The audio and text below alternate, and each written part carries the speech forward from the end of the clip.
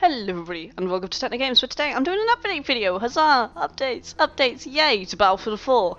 So you might be wondering why I'm playing Battlefield 3 in the background. That will all be explained shortly.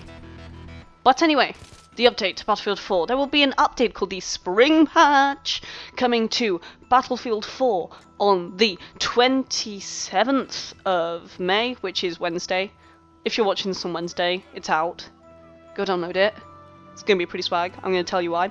There are 5 new weapons being added. No unlocks, no assignments, no nothing. You don't even have to play the game to unlock them. You don't have to do anything. They're unlocked from the start.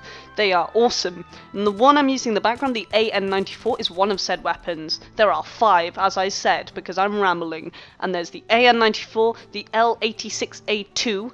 Messed that up a lot of times before.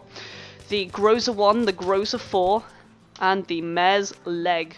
So I'll do a quick overview of all the guns, and then I'll say goodbye. So first up, I'm going to talk about the AN-94, the gun I'm using in the background. It is not a burst fire only weapon as the gameplay might suggest. However, it is far beneficial to use it in burst fire mode. In burst fire, you can get 1,800 RPM with, I believe, 2 shots.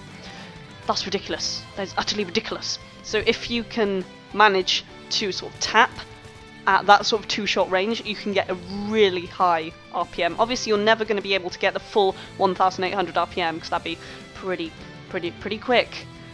Pretty quick tap in. But still, then you'd have to get the timing exactly right. But still, it's a very powerful weapon if used in the right sort of way with the right person at the right time. It's just OP. It also has a full automatic version. However, that only shoots 600 RPM. In the real life version, it would shoot 1,800 RPM for the first 2 shots, and then drop down to 600, but I don't believe DICE have mapped that, and they won't map it before Wednesday. Or, if Wednesday has already come out, you can tell me. You can tell me in the comments how badly wrong I am. The next weapon is the L86A2. It's kind of if an assault rifle had a baby with an LMG, you would get that. Kind of weird when you think about it actually. It's like the RPK-74M, which means it has a faster reload, however smaller magazine, so it's kind of like an assault rifle, but not. It's available for the support class, and it's going to be classed as a light machine gun, because that's what it is. In real life it's known as the LSW in the British Army, or the L86A2 if you're DICE, or the manufacturer. Get it right. However, I'm not going to give you any sort of detailed stats in this video, because there are lots of videos already out there which have already delved into all that stuff in CTE. I don't have CT. I'm a cheapskate. I don't have premium.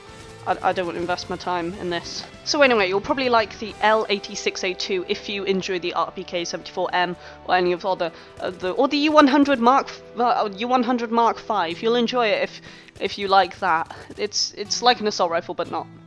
So the third weapon introduced in this update is the Groza 1 Carbine. It is a carbine, as I've said, which means it's available to all classes.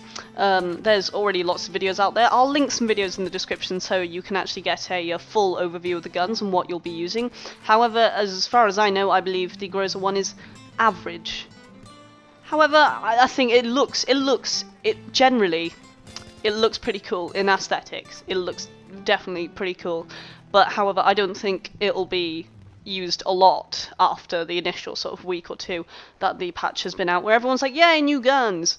However, I don't think it'll be that popular. Definitely not as popular as the AN-91 or the L86A2. So the next weapon is the Groza 4, from the same family as the Groza 1, as the name kind of suggests. A bit weird if they were from different families. And it is a PDW, meaning it is exclusive to the Engineer class. As far as I know, it's already pretty average, same as the Groza 1, and I don't think it'll be used that often after the first week or 2, like I've said. However, I do think it still looks pretty cool aesthetically. However, it's not going to be used. But I think it's going to be a pretty cool option if you're tired of the existing PDWs in Battlefield 4. You can give that a go and see whether you like it or not. And the final weapon, which is probably the most anticipated after the AN-94, is the Mare's Leg. I believe it gets its name from something, somewhere, a TV show where a guy has a shortened Winchester. Please insert a year here. However, it's a pocket sniper rifle. It looks pretty cool. It looks pretty damn cool. It looks really cool. So as I said, it's a pocket sniper rifle, and it doesn't have the power of a recon sniper rifle, thankfully, which would be pretty annoying. You can have an assault, see someone long range, whips out his mare's leg, and pops cap in their face and kills them. I think it's probably going to be pretty comparable to the Scout Elite, at least I would hope so, because the Scout Elite is meant to basically do the same thing as the mare's leg. The mare's leg has a really cool reload animation. It's also lever action, so it's not bolt action, it's lever action, which means you pull the lever underneath, like those really terrible Nerf guns Asda used to do. And they weren't Nerf guns at all. Everyone knows Nerf guns are better than that. But it will be really cool to see how useful this gun can be, especially with the Magnum having the 3x optic, obviously, but this can go up to 40. Which obviously, you know, obviously makes sense if you're at DICE. Obviously, you've give this a 40x scope, you know. But so, yeah, that is the entire weapons list for the new Weapons Crate DLC. It's not even a DLC, but it's a Weapons Crate update, spring patch thingy. After that, there's also some updates to netcode and the rate at which your computer updates with the server as to player position and stuff like that. Stuff that isn't really important if you're more of a casual player like me. I say casual, but it's like semi-casual. And I'm really excited. I'm really excited for the new guns, and the fact that you don't have to unlock them is beautiful. Thank you so much, DICE. Thank you so much.